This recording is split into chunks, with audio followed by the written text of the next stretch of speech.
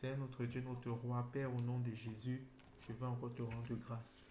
Père Tout-Puissant, je veux encore te dire merci pour ce jour que tu nous accordes encore de, de- d'être dans ta présence. Merci encore, Seigneur, pour ce moment béni que tu nous donnes encore. Père, nous prions afin que tu puisses prendre le contrôle et tu puisses encore nous enseigner. Viens encore, parle-nous et saisis nos cœurs, Seigneur, cette vérité que tu veux nous donner, afin que nous puissions la mettre en pratique, Seigneur, la comprendre et la mettre en pratique. Merci parce que tu nous refais davantage les secrets du royaume des cieux.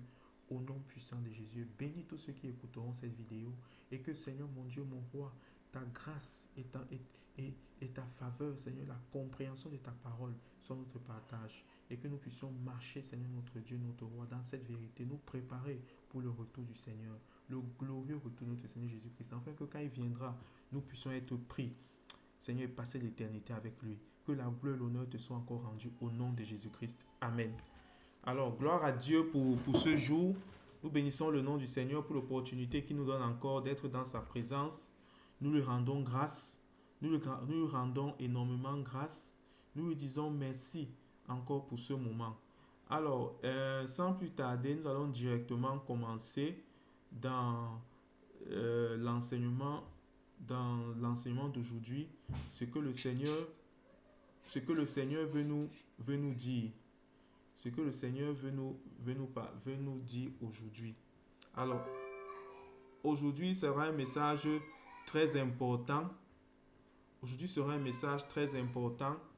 Je prie vraiment que le Seigneur puisse nous faire grâce, que nous le comprenions, que nous le mettions en pratique. Sans plus tarder, nous allons ouvrir nos livres dans le livre de Matthieu. Dans le livre de Matthieu, chapitre 22, du verset 1 à 14. C'est un message très important. Matthieu, chapitre 22, verset 1 à 14.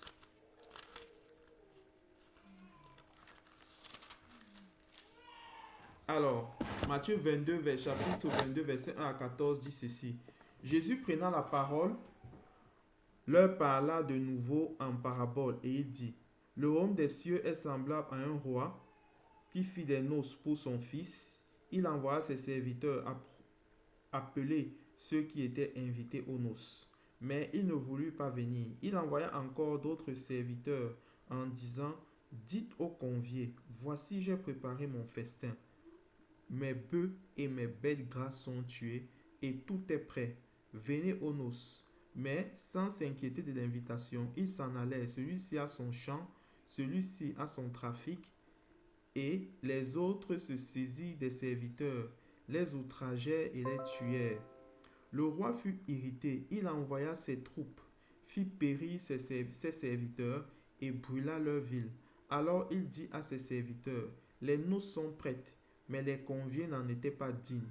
Allez donc dans les carrefours et appelez aux noces tous ceux que vous trouverez.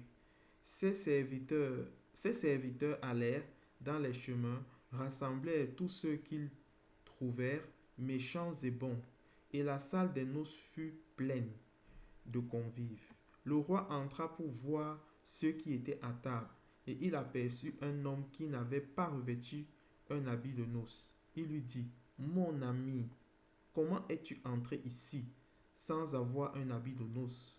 Cet homme eut la bouche fermée. Alors le roi dit aux serviteurs, liez-lui les pieds et les mains, et jetez-le dans les ténèbres du dehors, où il y aura des pleurs et des grincements de dents, car il y a beaucoup d'appelés, mais peu d'élus. Alors ça, c'est une parabole très très importante. C'est une parabole clé et capitale pour ceux qui sont devenus chrétiens et ceux qui veulent entrer dans le royaume des cieux. Parce que exactement ici, le Seigneur parle du royaume des cieux, parle des noces de l'agneau, parle des noces de l'agneau. C'est pourquoi nous sommes appelés, c'est pourquoi nous sommes devenus chrétiens. Notre vie chrétienne, notre salut est une invitation aux noces de l'agneau. Alors cette parabole est clé parce que le Seigneur donne une caractéristique spécifique pour ceux-là qui veulent entrer dans le royaume des cieux. Alors, on va s'intéresser à la deuxième partie de la parole parce que nous savons que cette parabole est riche. Quand le roi ici parle des noces d'agneau, le roi ici c'est notre Dieu et il parle des noces de son fils, que la Bible appelle aussi les noces de l'agneau, les noces de son fils Jésus. Alors, et le roi, la Bible dit que le roi a invité d'abord plusieurs personnes qui n'ont pas voulu venir aux noces. Ici, il est en train de parler du royaume d'Israël. Comment est-ce qu'il a envoyé les personnes inviter Israël à rester dans son alliance? Plusieurs prophètes sont venus, plusieurs messagers sont venus, mais Israël a toujours rejeté. Israël a toujours voulu suivre ses propres voies. Et nous nous souvenons comment est-ce que quand le Seigneur est venu dans Jérusalem, est entré dans Jérusalem pour aller mourir, pour accomplir l'œuvre de la croix, comment il a pleuré sur Jérusalem. Il a dit: Jérusalem, Jérusalem, toi qui tues tes prophètes et lapides ceux qui te sont envoyés, combien j'ai voulu te rassembler sous mes ailes, comme une poule rassemble ses poussins. Mais tu n'as pas voulu. Vous voyez comment le Seigneur a toujours voulu, et c'est ce qu'il est en train de dire ici. Il a envoyé ses serviteurs appeler les personnes, mais ils n'ont jamais voulu. Alors, aujourd'hui, il dit ici, il outrageait. Les autres se saisissent des serviteurs, les outrageaient, les tuaient. Les nombreux prophètes que le peuple d'Israël a tués. Le roi fut irrité, il envoya ses troupes et fit périr ses meurtriers et brûla leur ville. Il parle ici de Jérusalem qui a été détruit après que le Seigneur Jésus ait pleuré sur Jérusalem.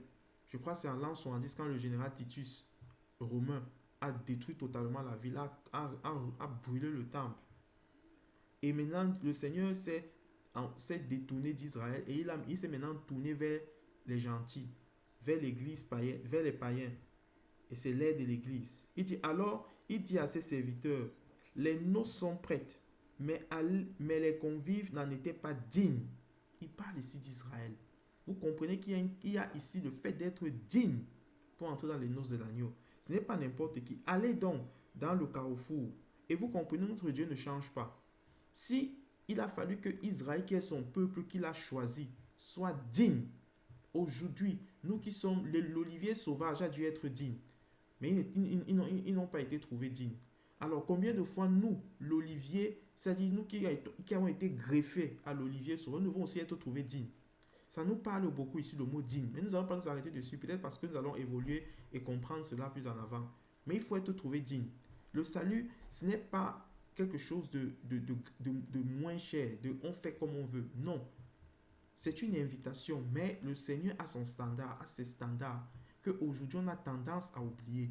Mais les standards de Dieu sont toujours là. Ils sont les mêmes. Allez donc dans les carrefours et appelez aux noces ceux que vous trouverez. Ses serviteurs allèrent dans les chemins, rassemblaient tous ceux qu'ils trouvèrent, bons et méchants et bons, et la salle fut pleine. Alors, nous allons développer petit à petit. Alors, la salle fut pleine de convives. Le roi entra pour voir ceux qui étaient à table, et il aperçut un homme qui n'avait pas revêtu un habit de noces. Il lui dit: mon ami, comment es-tu entré ici sans avoir un habit de noces? Alors, la veste des noces de l'agneau. Nous sommes invités aux noces quand nous acceptons le Seigneur Jésus, comme je l'ai déjà dit. Et c'est ceci, nous pouvons le voir dans Matthieu chapitre 25. Nous n'allons pas entrer ici dans cela, mais peut-être une prochaine fois. Et ces noces requièrent un vêtement. Comme le Seigneur lui-même le dit ici. On dit, il vit un homme qui était aperçu. Il aperçut là un homme qui n'avait pas revêtu un habit de noces. Donc il faut un habit de noces. Es-tu au courant de ce qu'il faut un habit de noces pour entrer dans les tendants, pour participer aux noces de l'agneau, pour être enlevé? Sais-tu qu'il y a un habit, un vêtement de noces? Te préoccupes-tu de ce vêtement-là? Es-tu sûr que tu l'as? Es-tu en train de le préparer? Parce que ça, ce sont des questions fondamentales que nous devons, que chacun doit se poser et doit s'assurer. Parce que dans ce monde-ci, prenons l'exemple de ce monde. Quand tu reçois une invitation dans ce monde, ton ami te dit, oh mon frère, j'ai décidé de me marier tel jour et je t'invite. Qu'est-ce qui se passe? Une joie envahit notre cœur. Nous sommes joyeux pour celui qui va se marier. Nous sommes joyeux parce qu'enfin il a trouvé la personne il va s'unir avec la personne qu'il a choisie, qu'il aime. Il a d'abord même trouvé cette personne. Alors qu'est-ce qui se passe? Directement, qu'est-ce qui se passe? Directement, nous commençons à nous préparer. Nous commençons à dire, c'est quel jour? C'est quelle heure? C'est quelle date? Attends, je attends, je vais voir si je prénote directement parce que tu es mon ami, je ne peux pas manquer à cette occasion-là. J'enregistre, je me libère. Oh, parfois même quand c'est ton ami, avant même les noces de l'agneau. Oui, bonsoir Kevin, j'ai lu ton message et il n'y a pas de problème. Quand ce sont les noces de l'agneau, quand ce sont les noces d'un ami, qu'est-ce qu'on fait? On lui dit même avant qu'il nous envoie l'invitation que, s'il te plaît, dis-moi déjà la date, comme ça je m'en vais acheter, je m'en vais réserver mon vêtement. Le vêtement des noces de nos amis, on l'achète en avance. Et plus le mariage, la cérémonie va approcher, plus on se prépare, plus on a les yeux fixés, on appelle notre ami. Comment vont les préparatifs? Est-ce que je peux t'aider? Est-ce que j'ai ceci à faire? Est-ce qu'il y a cela à faire? Dis-moi. Et quand le jour arrive, on se met sur on se lave, on se vêt, on se lave, on s'habille bien et on se rend aux noces. Qu'est-ce que ça veut dire? Ça veut dire qu'on se prépare. Il y a une préparation, une disponibilité, une disposition pour les noces, pour le mariage de notre ami qui nous a invités. Il y a une préparation. On ne prend pas cela à la légère parce que nous sommes joyeux, parce que nous sommes heureux, parce qu'on connaît l'importance pour notre ami des noces de l'agneau. Alors, ainsi se passe le mariage de ce monde. Nous sommes dans Matthieu chapitre, pour ceux qui viennent de nous rejoindre, Matthieu chapitre 22, du verset 1 à 14. Alors, le Seigneur élève ici la préparation et être prêt pour ce jour. La préparation. Ne pas être occupé par ton champ, ton travail, la famille et être surpris ce jour-là. Parce que, alors, on va entrer dans les détails. On va entrer dans les détails. Parce que, qu'est-ce qui se passe avec le monsieur qui a été invité? La Bible dit qu'il a été invité. Mais, il est entré dans la salle de banquet avec... Il n'a pas revêtu l'habit de noces. Se pourrait-il qu'il avait été invité, mais il n'a pas pris au sérieux l'invitation. Il a continué à être préoccupé par son champ. Il a continué à être préoccupé par ses affaires. Il a continué à être préoccupé par son business, par sa famille, par sa carrière, par son propre agenda. Et le jour des noces de l'agneau arrive, il est surpris. Il dit, ah, il y a les noces de l'agneau. Il y a les noces du fils du roi. Il dit, je m'en vais. Il entre. Non, non, non, non, non. Ce n'est pas comme ça. Le Seigneur dit, mon ami. Je parle petit à petit, mais après on va revenir. Mon ami.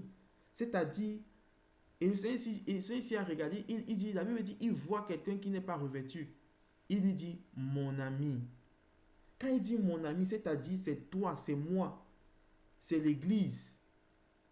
Parce que ici, ils se connaissent. Ça veut dire, ils se connaissent parce qu'il appelle mon ami. Donc, faisons attention. Mon ami. Donc, certainement, ils se connaissent. Certainement, il lui avait parlé des noces. Il lui avait peut-être rappelé. Ou bien, je ne sais pas, s'il ne lui avait pas rappelé. Mais le mariage du fils du roi, comme la Bible dit ici, ne peut pas être ignoré dans un royaume. Les préparatifs ne peuvent pas être ignorés. Hein?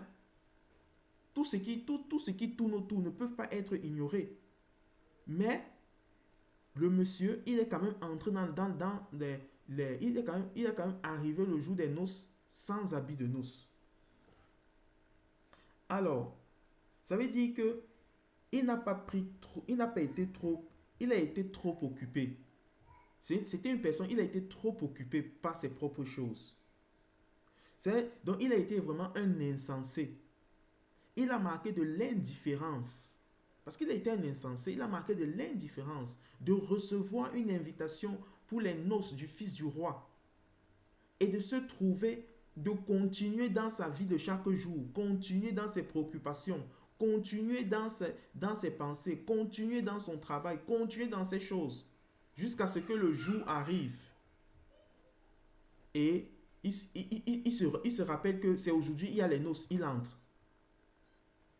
Il a été vraiment un insensé. Il n'a pas vraiment honoré, il n'a pas honoré le roi. Et ça fait appel ici à beaucoup de critères. Si vous vous rappelez, on est en train de parler, on a parlé ici de prenez garde. Le Seigneur nous demande toujours de prendre garde. Le Seigneur nous demande de ne pas se laisser endormir, de ne pas se laisser emporter. Mais il n'a pas gardé. On dit qu'il a été trop occupé ce jour. Mais on dit ici, qu'est-ce que le roi dit? Le roi dit, liez-lui les pieds et les mains et jetez-le dans les ténèbres du dehors, où il y aura les pleurs et les grincements de dents. C'est le roi qui dit à son ami,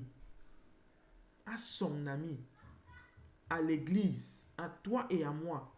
Dans ce jour-là, on peut comprendre ici que le jour des noces de l'agneau, ce qui importe, ce n'est pas notre amitié avec le Seigneur. Ce qui importe, ce n'est pas ta communion avec Dieu. Ce qui importe, ce n'est pas les prophéties. Ce qui importe, ce n'est pas l'amour que Dieu a manifesté envers toi. Ce qui importe, ce n'est pas toutes ces choses. Ce qui importe, c'est le vêtement. As-tu préparé les noces de l'agneau? Es-tu entré avec le vêtement de noces? C'est ça qui importera ce jour-là. Parce que si tu te préoccupes et tu oublies, tu te préoccupes, tu ne te revêts pas, tu te préoccupes, tu n'as pas ce vêtement, on va voir, petit à petit, nous sommes en train d'avancer. Alors le Seigneur lui-même ordonnera qu'on te lie, on te met au dehors. Jean chapitre 3, 16. Car Dieu a tant aimé le monde, ce jour-là, non. C'est les noces de l'agneau c'est le vêtement des noces qui est important. Donc, ce jour sera un jour terrible pour les personnes qui ont été négligentes. Ce jour sera un jour terrible pour les personnes qui ont pris à la légère le salut chrétien.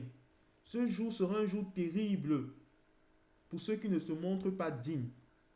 Ce jour sera un jour terrible pour ceux dont les cœurs ne se sont pas réjouis pour préparer le vêtement. Alors, pour préparer son vêtement. Alors, qu'est-ce qui se passe ici? Avant d'entrer maintenant dans la parole, j'ai voulu mettre une explication simple. Maintenant, on va entrer dans les Écritures. Qu'est-ce que ça veut dire? Ça veut dire que le monsieur, il a reçu l'invitation. Mais qu'est-ce qu'il a fait? Il a pris l'invitation, il a continué sa vie de chaque jour. Et son vêtement, peut-être ce jour-là, imaginez-vous, c'est un menuisier, peut-être. Et chaque jour, il travaille. Il a le vêtement sale. Il a le vêtement plein de boue, bien je ne sais pas quel type de métier. Et puis les noces d'agneau arrivent, il va là-bas comme ça. De façon casuale, de façon n'importe comment, pas préparé, avec son vêtement de travail. Ou alors, je ne sais pas, il sortait des champs. Il se rend compte que les gens sont en train de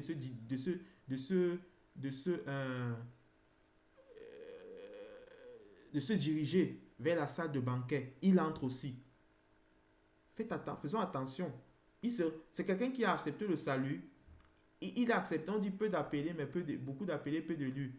On accepte le salut, mais on continue dans notre vie de chaque jour. On ne change pas. On ne veut pas se préparer. On ne veut pas se revêtir de l'habit des noces. On continue. On ne veut pas se repentir. On ne veut pas abandonner l'ancienne nature. On veut continuer dans notre même comportement, dans nos mêmes pensées, dans nos mêmes actions, dans le même péché. C'est dangereux. On ne veut pas renoncer. Et pourtant, la Bible dit, dans Matthieu chapitre 13, à partir du verset... Alors, Matthieu chapitre 13, à partir du verset 44, la Bible dit, le royaume des cieux est semblable à un trésor caché dans un champ. L'homme qui l'a trouvé le cache, et dans sa joie, il va vendre tout ce qu'il a et achète ce champ. Le verset 45 du royaume des cieux est semblable à un marchand qui cherche de belles perles. Et il a trouvé une perle de grand prix. Il est allé vendre tout ce qu'il a acheté, ce qu'il avait acheté. Alors, qu'est-ce que ça veut dire? Ça veut dire ici que il n'a pas été, il n'a pas compris, il n'a pas pris cela comme la Bible est en train de dire ici. Il reçoit l'évangile, il reçoit je vais dire l'invitation, c'est-à-dire l'évangile, il accepte Jésus dans son cœur, mais il n'est pas joyeux dans son cœur. Il n'a pas trouvé cela, il n'a pas pris cela comme un trésor. Il n'a pas pris cela comme quelque chose d'important. Il n'a pas pris cela comme quelque chose à laquelle il doit donner de l'importance. Continuer sa vie de chaque jour pour être surpris. Et après, un jour, se retrouver dans les noces de l'agneau. Mais ça ne fonctionne pas. La Bible dit ici que le roi a dit, mais comment mon ami, comment tu es entré ici sans vêtements de noces? Mettez-le dehors, jetez-le dans les ténèbres, dans l'enfer. Alors, c'est ainsi. Donc, nous devons nous devons faire attention à comment est-ce que nous prenons l'appel que nous avons reçu. Nous devons la considérer comme un trésor. Nous devons considérer cela comme un trésor plus que toute autre chose dans ce monde-ci. Nous devons chérir cela plus que toute autre chose. Je crois que chacun ici qui a un compte bancaire chérit son numéro son code. Il ne laisse pas ça n'importe comment. Il le traite chaque jour, il vérifie. Il part dans son coin, vérifie s'il n'y a pas eu quelque chose qui a été volé. Pour voir si son compte n'a pas été piraté. Il chérit son code. Nous devons prendre notre salut plus qu'un trésor. Nous sommes invités. Nous ne pouvons pas, mais nous devons prendre la peine de nous vêtir de façon digne. Alors, nous allons commencer. Maintenant, quel est ce vêtement de noces? Pour comprendre bien, pour que tout le monde comprenne. Quel est ce vêtement de noces? Apocalypse chapitre 19, verset 8 à 11 dit ceci. Apocalypse chapitre 19, verset 8 à 11. Permettez-moi de lire. Apocalypse chapitre 19, verset 8 à 11. Commençons même au parti du verset 6. Apocalypse chapitre 19, partie verset 6 dit: Et j'entendis comme la voix d'une foule nombreuse, comme un bruit de grosses eaux, et comme un bruit de forts coups de tonnerre, disant: Alléluia, car le Seigneur notre Dieu Tout-Puissant est entré dans son règne. Réjouissons-nous, soyons dans l'allégresse, et donnons-lui gloire, car les noces de l'agneau sont venues, et son épouse s'est préparée.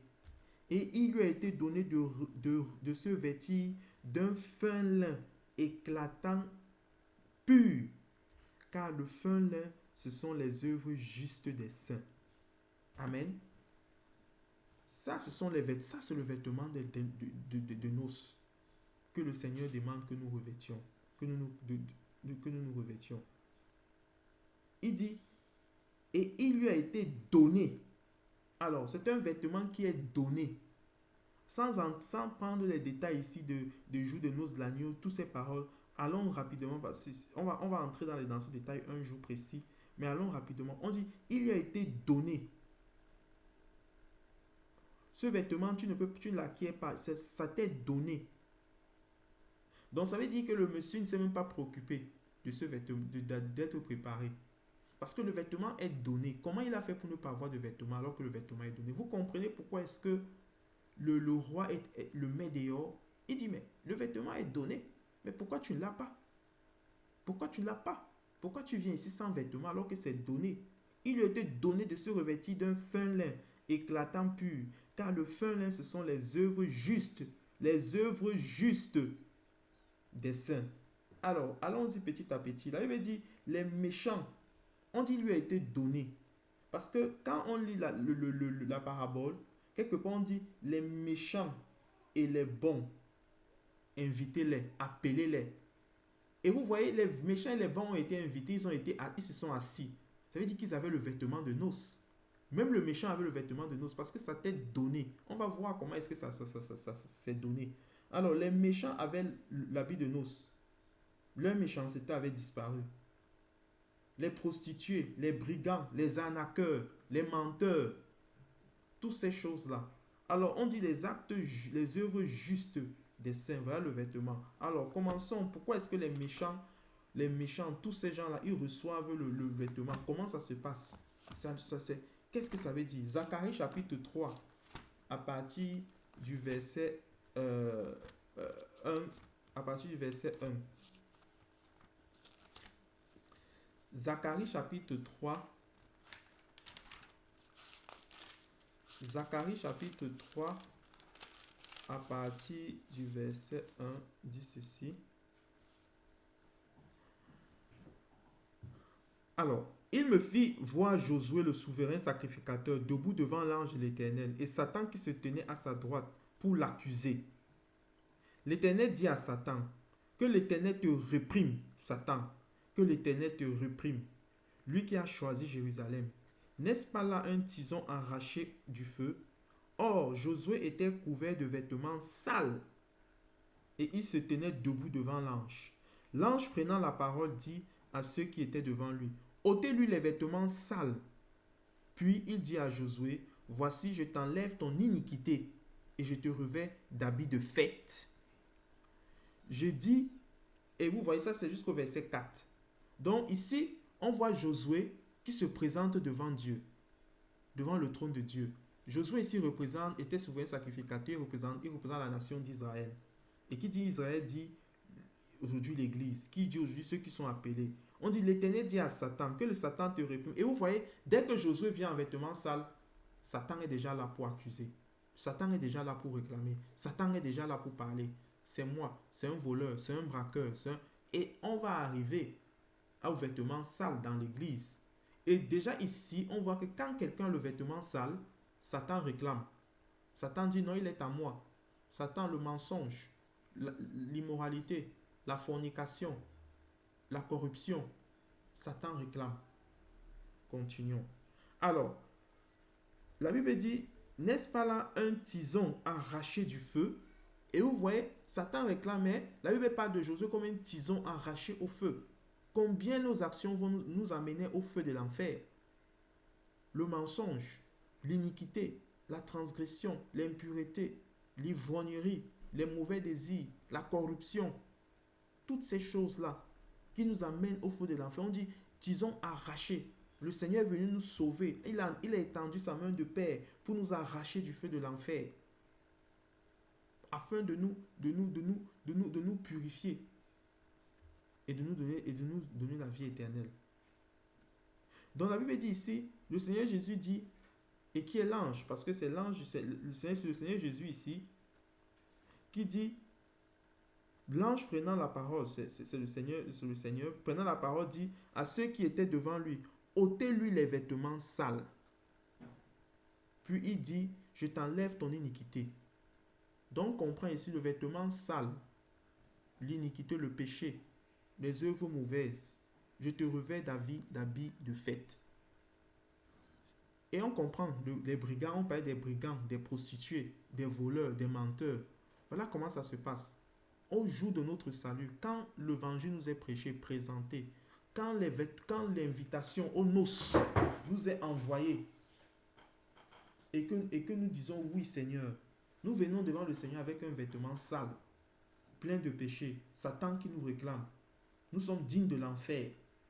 Mais le Seigneur Jésus dit non, ça c'est un tison, je l'arrache, je le sauve.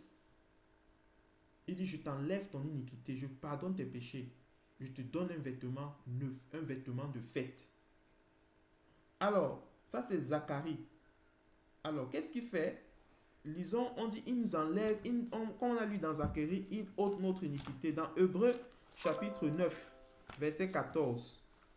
Hébreux chapitre 9, verset 14. Non seulement il ôte notre vêtement sale, mais qu'est-ce qu'il fait encore? Dans Hébreux chapitre 9, verset 14 nous dit ceci. Combien plus le sang de Christ, qui par l'Esprit éternel s'est offert lui-même, sans tache à Dieu, purifiera-t-il votre conscience des œuvres mortes, afin que vous serviez le Dieu vivant. Donc il ôte notre vêtement sale. Le sang de Jésus nous purifie, nous lave, nous purifie notre conscience, nous donne une bonne conscience, afin que nous puissions servir le Seigneur, comme la Bible dit ici.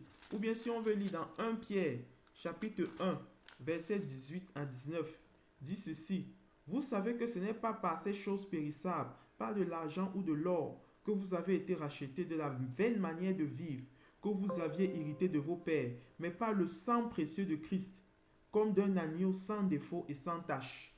On voit ici le sang précieux de Christ qui nous rachète, le sang précieux de Christ qui nous lave, le sang précieux de Christ qui nous purifie. Et maintenant, qu'est-ce qui se passe? Ésaïe 61, verset 10. Dans Ésaïe 61, verset 10, comme l'a déjà dit Zacharie, il nous revêt du vêtement. C'est très important. Ça c'est petit à petit, on va évoluer pour comprendre ce qui se passe. Ésaïe 61, verset 10 dit ceci. Ésaïe 61, verset 10 dit: je me réjouis en l'Éternel, mon âme sera ravie d'allégresse en mon Dieu, car il m'a revêtu des vêtements du salut. Le vêtement du salut. Nous l'avons, comme la Bible dit, il lui a été donné. C'est un vêtement qui nous est donné. Voilà pourquoi est-ce que le roi a été sans pitié de celui-là qui est venu sans vêtement. Mais le vêtement est gratuit, c'est donné. Mais pourquoi tu ne l'as pas? Ou bien certains vont venir nus. On va voir, d'autres ont le vêtement sale. D'autres ont le vêtement, d'autres sont même nus. C'est grave. Alors que le vêtement est donné. Il dit, il m'a revêtu du vêtement de salut. Verset 10, oui. Il m'a revêtu du vêtement de salut. Il m'a couvert du manteau de la délivrance. Comme le fiancé s'orne d'un diadème, comme la fiancée se